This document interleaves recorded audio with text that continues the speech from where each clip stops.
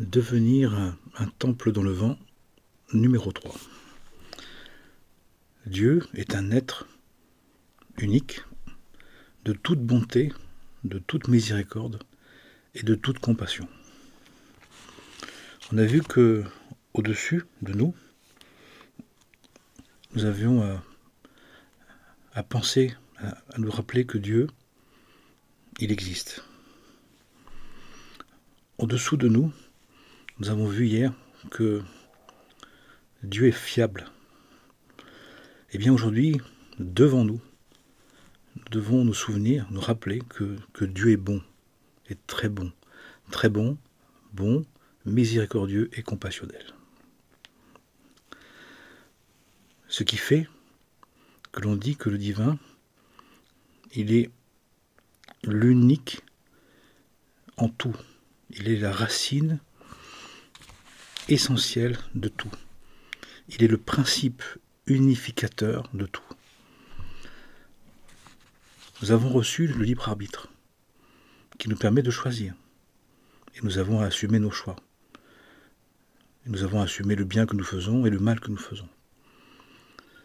Et quelqu'un qui fait le bien aura des mérites, et quelqu'un qui fait le mal aura des dettes, qu'il devra, mesure pour mesure, régler. Il n'est pas question d'un effacement, il n'est pas question d'une décharge de responsabilité. Mais quand on dit que devant nous, on doit nous rappeler que Dieu est très bon, est bon, compassionnel et miséricordieux, ça veut dire quoi? C'est que sa rigueur, la rigueur avec laquelle il applique sa volonté dans tout, fait qu'il nous donne du temps, de la possibilité de nous réformer, la possibilité de nous rectifier, la possibilité de nous reprendre à tout instant. Le divin tient tellement rigoureusement à la vérité qu'elle est imparable, qu'on ne peut pas s'en échapper. Mais il ne nous en veut pas de transgresser, de ne pas faire le bien, et même de faire le mal. Mais il va nous aider à régler les comptes. Il va nous aider à prendre la responsabilité de nos actes. Bien évidemment, il est mieux de ne pas s'énerver, de ne pas commettre des actes négatifs et de ne pas se mettre dans une situation de violence ou d'agressivité ou de mauvais actes. Mais pour autant, il est nécessaire de prendre conscience que le divin a sa racine, étant le principe de tout, permettra à tout de s'accomplir dans son projet, dans sa volonté. Il fera d'un bien un très grand bien, il fera d'un mal un chemin de repentance, un chemin de retour. Ce qui veut dire que le divin va faire en sorte, d'une manière ou d'une autre, de nous permettre de retrouver le chemin de retour, le chemin de repentance, le chemin de réforme, le chemin de retournement, quel que soit l'état de détournement, l'état de mal, l'état de mauvais comportement que nous avons pu avoir. À la fois, il nous donne un libre arbitre, limité, mais il nous donne un libre arbitre, qui nous donne la possibilité de choisir, mais il nous donne la possibilité, dans le cas où on a fait des mauvais choix, dans les cas où on a subi des mauvais choix, d'en faire un chemin de retour, un chemin de croissance de l'être, un chemin de réalisation. C'est comme un parent qui, quels que soient les mauvais comportements de son enfant, va l'aider à se réformer, à se reprendre, malgré tout, malgré les trahisons, malgré le mensonge, malgré la cruauté, malgré tous les délires possibles. Il ne va pas cesser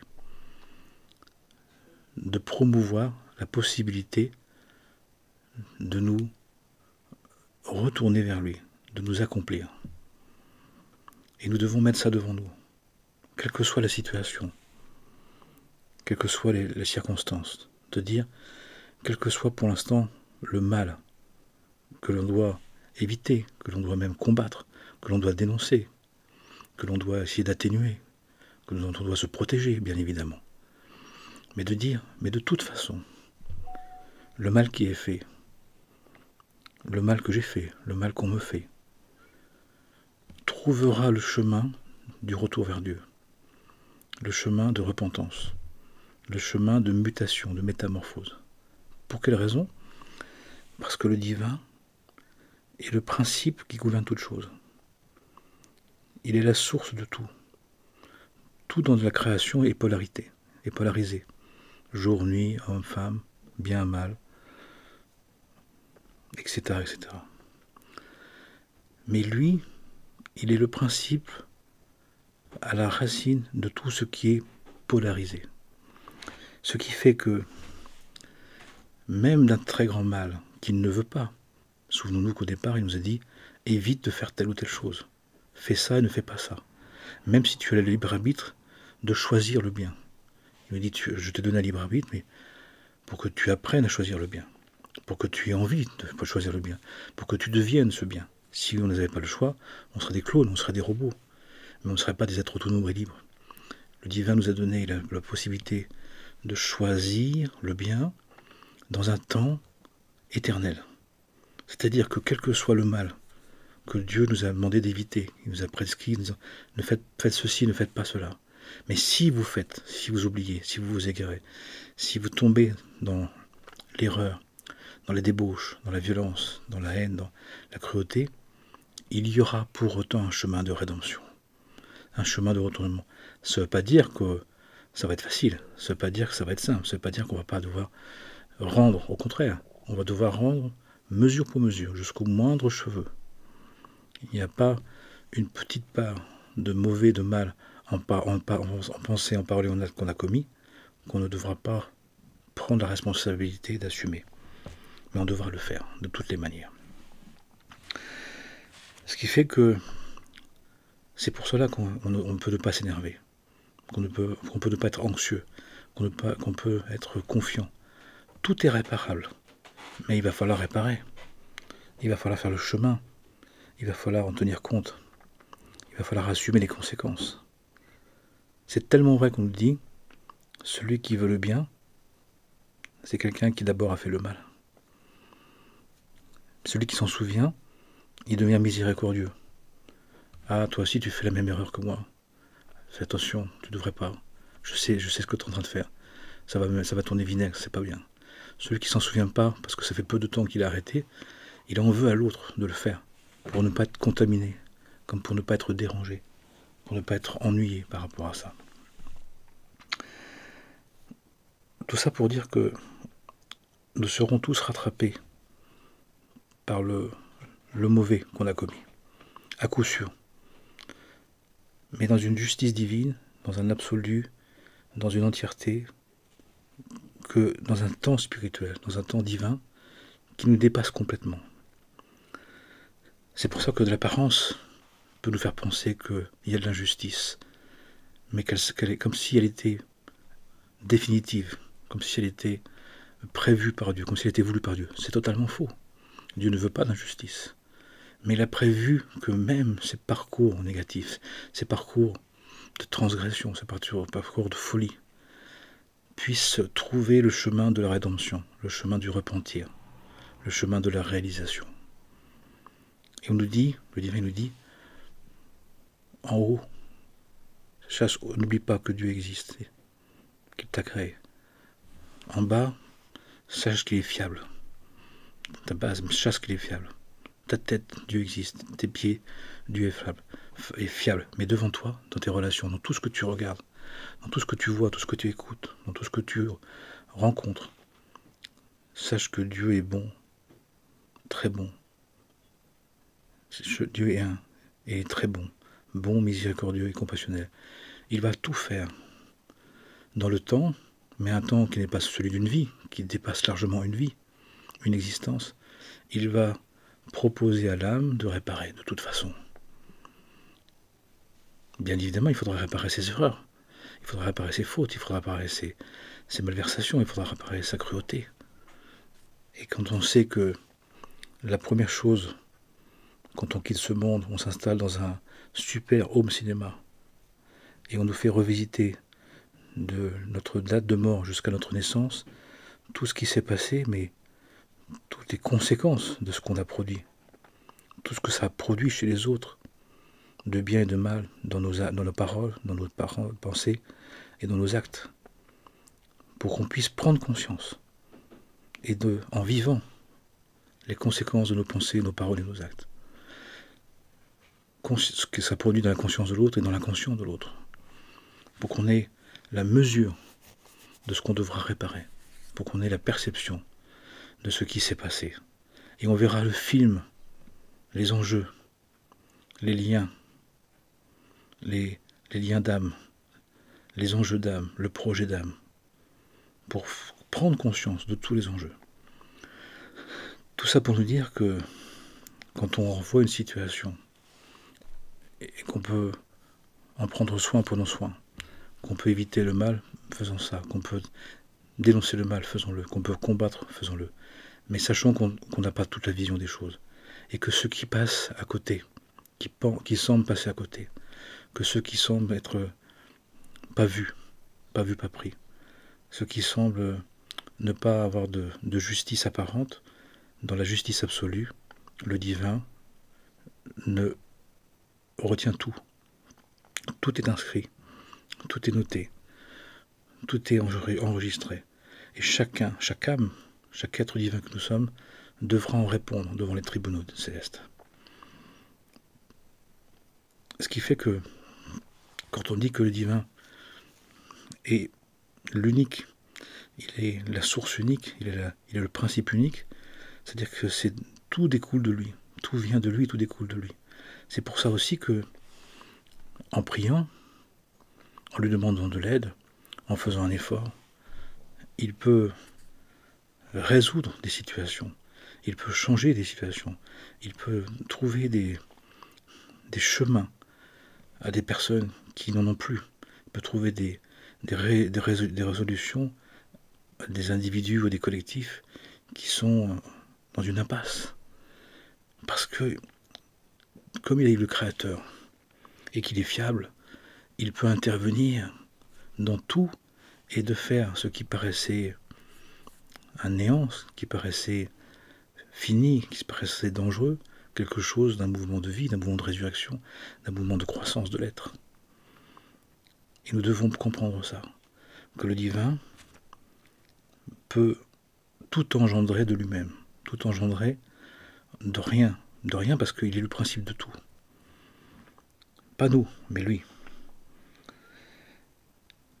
Ce qui fait que, en sachant ça, on peut prendre conscience que le divin est impliqué dans notre vie. Et que de le mettre devant nous, de le mettre dans ce qu'on voit, dans ce qu'on entend, dans ce que l'on dit, dans ce que l'on vit, c'est de relier tout ce qui se passe au principe qui peut tout changer, qui peut tout modifier, qui peut tout accomplir, alors qu'il n'y a plus de solution, alors qu'on n'y voit plus rien. C'est pour ça qu'on parle d'espérance. On peut avoir une espérance totale, et qu'on peut tout réparer dans le temps, et qu'il n'y a rien à désespérer. Sauf si on regarde à partir de nous.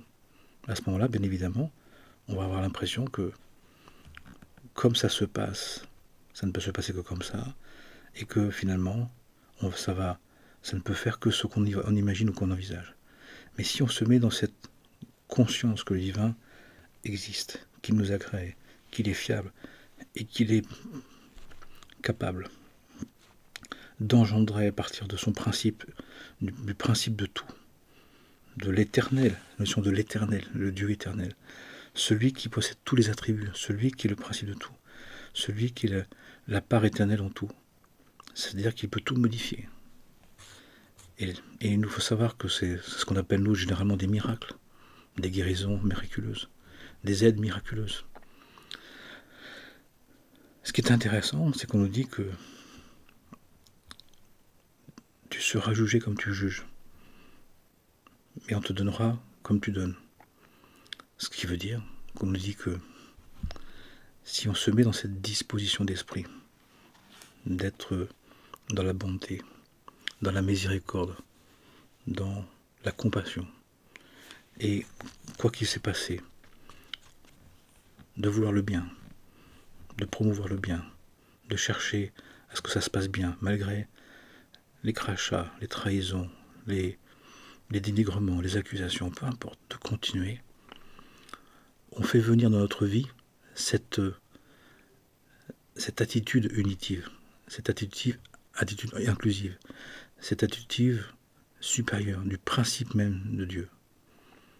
Et là, on voit que finalement, on nous dit que la vraie rigueur, c'est d'être rigoureusement dans la bonté, dans la miséricorde et dans la compassion. Pour faire en sorte qu'au fur et à mesure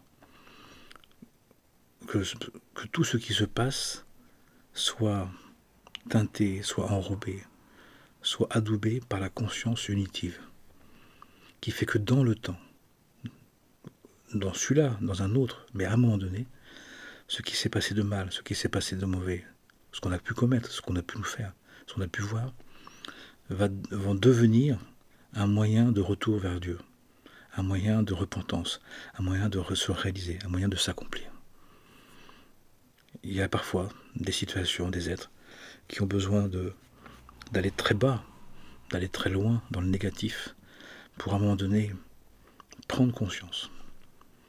Bien évidemment, il va falloir qu'il répare tout ce négatif pour ensuite arriver à faire du positif.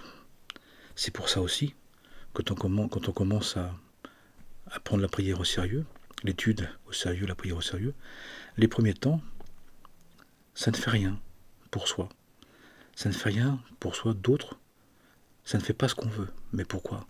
Parce que en étant de bon cœur, en étant motivé pour être dans le bien, dans le bon, le beau, le vrai, on est déjà en train, par l'effort d'étude, d'apprendre les lois, l'effort de prière, de nous repentir, de payer les dettes.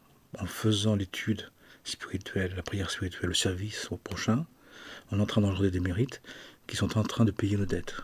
Mais si on commence à vouloir se consacrer vraiment au bien, à ne plus faire le mal et faire vraiment le bien, mais qu'on a eu des dettes, et que ces dettes représentent des milliers de dettes, il va falloir faire des milliers de prières, des milliers d'heures d'études, des milliards d'heures de service, pour qu'on puisse d'abord payer nos dettes. Puis ensuite, on arrivera à un point zéro, on arrivera à un endroit où notre banquier nous dira « vous n'avez plus de dettes ». Mais vous n'avez rien sur votre compte. Mais vous n'avez plus de dettes. D'accord. Ensuite, eh bien, il y a... Ensuite, à un moment donné, ça peut être long, plusieurs semaines, plusieurs mois, plusieurs années, plusieurs dizaines d'années. Eh bien, on fait la même étude, la même intensité, la même prière. Et ça commence à engendrer. On écoute, on entend. On voit comme on ne voit plus, comme vous ne voyez pas. On entend comme on n'entendait pas. On comprend comme on ne comprenait pas. Et ça marche, ça s'ouvre. Mais il faut savoir que c'est tout à fait normal que les premiers temps, qui peuvent encore durer des jours, des mois et des années, des dizaines d'années, ça a été pour moi le cas, par exemple, il a fallu d'abord développer des mérites pour payer ses dettes, payer ce qu'on devait, de rendre, et pour payer, comme on fait, on rend, puisqu'on doit payer. Je rends ce que j'ai emprunté, c'est logique. Jusqu'au jour où, à un moment donné, d'un seul coup, ça s'ouvre, ça devient facile, ça devient efficace, ça rapporte, on pourrait dire. La lumière spirituelle produit des prises de conscience, produit un autre sentiment de la présence, une autre confiance en la vie, une autre évidence intérieure. Mais ça veut dire de s'y investir. Ça veut dire d'y croire vraiment. Ça veut dire de le vouloir suffisamment de temps, suffisamment souvent, suffisamment régulièrement. On dit au même degré que l'état de passion. Il ne faut pas être passionné pour le bien, au même degré que nos passions pour le mal, plus 1. Suffisamment de temps pour rendre ce qu'on a à rendre, pour qu'ensuite ça commence à marcher, ça commence à le faire, ça commence à produire son effet. Un effet d'engendrement, un effet de croissance de l'être, d'évolution de l'être. Et tout ça, en se mettant dans un espace du sacré, dans un espace temple divin, où au-dessus de nous, nous avons conscience que le divin existe. Dieu existe, il m'a créé. Nos pieds en dessous de nous, Dieu est sûr. Dieu est sûr. Dieu est sûr et certain. Je peux me baser dessus. Devant nous, troisième mot ce soir, Dieu est très bon. Dieu est bon, miséricordieux et compassionnel. Il me montre ce que je dois être dans ma relation à tout, à travers ma parole, à travers mon regard, à travers ma respiration, à travers mon écoute, à travers ma vie, mon incarnation. Pour faire en sorte, justement, d'alimenter les événements, de mettre dans les événements la conscience de sa présence comme le principe originel, le principe racine de toute chose, qui peut renouveler les êtres, renouveler les consciences, réveiller les consciences, relever les défis, faire transformer les situations. Mais ça veut dire aussi d'accepter de le laisser agir, de ne pas conclure, de ne pas forcer, de ne pas lui en vouloir, de ne pas être agressif, de ne pas s'énerver. Au contraire, au lieu de s'énerver, de s'emporter, de dire Seigneur, je sais que tu es le principe qui sous-tend toute chose. Je sais que tu es présent. Je sais que c'est toi qui es le mouvement qui peut faire de tout ta volonté. Le bien, de le grandir. Le mal, de le transformer, de le métamorphoser. D'amener à des prises de conscience. D'amener à des rappels. À un mouvement de prise de conscience, de résurrection pour les êtres. Même celui qui est le plus éloigné, même celui qui est le plus oublieux, il reste un être divin. Et la plus belle chose, on dit, c'est ce regard-là. Un regard de compassion, de miséricorde, de bonté. De toute façon, un jour ou l'autre, tu vas revenir. De toute façon, un jour, tu vas réaliser. Dans cette vie, dans une prochaine, dans cette vie, dans ce monde, dans un autre monde, peu importe. Mais Dieu a l'éternité pour nous faire réussir. Tout est accompli, il a dit. Tout est déjà accompli, en potentiel, à l'origine, en essence. Donc tout s'accomplira, tout va se développer de toute façon, d'une manière ou d'une autre. C'est inévitable. De le savoir, c'est d'être paisible, c'est d'être tranquille, d'être serein, et de ne pas se laisser impressionner par le monde intérieur, le monde des passions, et par la passion du monde, en pensant que, parce qu'on voit le mal, qu'il serait définitif, qu'il serait tout-puissant, et qu'il pourrait... Non. Un mal qui est puissant, c'est un mal qui se dévoile. C'est-à-dire que c'est le début de la fin. Mais le divin, qui ne voulait pas ce mal, qui nous a prévenus, mais on a un libre arbitre. Individuellement, collectivement, on a fait des choix, et on fait des choix qui nous coûtent cher. Mais pour autant, le divin ne nous en veut jamais. Mais il nous dit, de toute façon, tu reviendras, et quand tu reviendras, je vais t'aider à revenir, et quand tu reviendras, je t'accueillerai, et je vais t'aider. Mais je vais t'aider après à quoi? À supporter ta croix, à supporter le poids de tes offenses, de tes trahisons, de tes mensonges, de ta violence, de ta cruauté. Il va falloir maintenant que tu fasses les efforts nécessaires. Et là, on doit comprendre que c'est une grâce de commencer à sentir le poids du négatif que nous avons maintenant à rédompter. Ça doit nous motiver à vraiment nous y mettre, à nous impliquer, à nous engager. Parce qu'on voit que le temps après court vite. Mais en même temps, le divin, de toutes les manières, nous aide. Il veut qu'on réussisse. Il nous attend. Il nous rappelle. Il nous propose. Il nous soutient. Il fait en sorte de parler dans les consciences, de rappeler et d'attendre la moindre émergence de bien. Et bien c'est ce que nous devons être dans les relations. Avec nous-mêmes, avec l'autre, avec la création, avec l'humanité. La moindre chose de bien à travers beaucoup de choses qui ne vont pas. La moindre petite fleur, la moindre petite lys, la moindre petite rose, à travers les ronces, on prend, on la bénit, on la remercie, on la glorifie, regarde. Même, ça n'efface pas le reste, on fait la part des choses. Mais on fait en sorte, on veut faire en sorte que nous puissions développer ce regard divin, cette écoute divine, cette compréhension du divin, que sa miséricorde, elle est tellement rigoureuse, sa bonté est tellement absolue, sa compassion est tellement éternelle, que même le pire des êtres, des situations, reviendra vers Dieu. Il ne sera pas exterminé, il ne sera pas détruit, non. Mais il va devoir assumer les conséquences de ses actes.